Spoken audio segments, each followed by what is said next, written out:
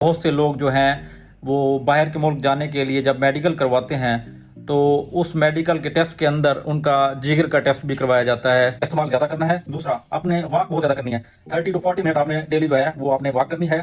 तीसरे नंबर के ऊपर आपने तली हुई चीज़ें का इस्तेमाल जो है वो कम करना है। और चौथे नंबर पे फ्रूट और सैलेड का इस्तेमाल ज़्यादा कर देना। तो लोग जो हैं वो बाहर के मुल्क जाने के लिए जब मेडिकल करवाते हैं तो उस मेडिकल के टेस्ट के अंदर उनका जिगर का टेस्ट भी करवाया जाता है, जिसमें बिलिरुबिन, एसजीपीटी, एसजीओटी वगैरह ये शामिल हैं। जब उनका बिलिरुबिन की रिपोर्ट आती है जिसकी नॉर्मल मिकदार होती है लेस दैन 1 मिलीग्राम पर डेसीलीटर, यानी 1 से कम, जब ये रिपोर्ट आती है तो किसी का 1.5 होता है या 2 मिलीग्राम होता है, तो ऐसे लोगों को मेडिकली अनफिट कर दिया जाता है और वो बाहर के मुल्क जाने के ऊपर उनके ऊपर पाबंदी लगा दी जाती है। ऐसे लोग बहुत ज़्यादा परेशान होते हैं कि हम बाहर जाते रहते हैं, अब हमारी जो बिलिरुबिन है वो जो है 1 से कम नहीं हो रही, तो काइंडली हमें कुछ सजेशन दें। तो बहुत से लोग इसके ऊपर लाखों रुपए खर्च कर देते हैं, कुछ लोग हकीम की दवाइयाँ खाते हैं। तो मैं आपको ये मशवरा दूंगा कि ऐसी किसी भी कंडीशन के अंदर पड़ने की ज़रूरत नहीं है।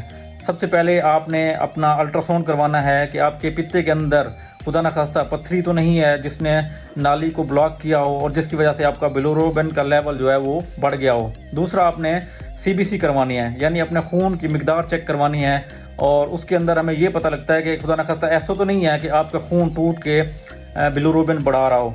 और तीसरा जो है, आपने अपने जिस्म के अंदर कोलेस्ट्रॉल का लेवल यानी चर्बी का लेवल चेक करवाना है, जिसको आप लोग जानते हैं कि लिपिड प्रोफाइल के नाम से जाना जाता है। तो ये तीनों चीज़ें करवाएंगे तो आपको ये पता चलेगा कि आपका बिलिरुबिन किस वजह से बढ़ा हुआ है और अगर अब बढ़ा हुआ है तो आप उसको कम कैसे करना है। तो सबसे पहले ये है कि आपने पानी का इस्तेमाल ज़्यादा करना है। दूसरा, आपने वॉक बहुत ज़्यादा करनी है। 30 to 40 मिनट आपने डेली जो है वो आपने वॉक करनी है।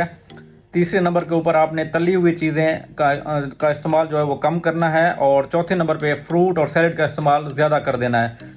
ये चारों चीज़ें करके आप देखेंगे कि आपका बिलिरुबिन का लेवल अगर 2 है या 2.5 है या इवन 3 भी है तो वो नॉर्मल लेवल के ऊपर आ जाता है और आपका जो मेडिकल है वो आपका पास हो जाता है। थैंक्स।